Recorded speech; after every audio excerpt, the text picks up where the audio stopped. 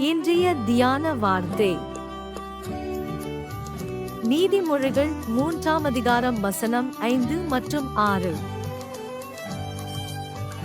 உன் சுயபுத்தியின் மேல் சாயாமல் உன் முழு இருதயத்தோடும் கர்த்தரில் நம்பிக்கையாயிருந்து உன் வழிகளிலெல்லாம் அவரை நினைத்துக்கொள், அப்பொழுது அவர் உன் பாதைகளை செவ்வைப்படுத்துவார்.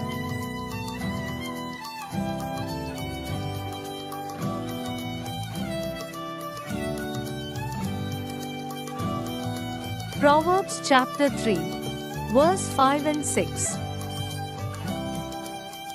Trust in the Lord with all your heart, and do not lean on your own understanding. In all your ways acknowledge Him, and He will make straight your paths.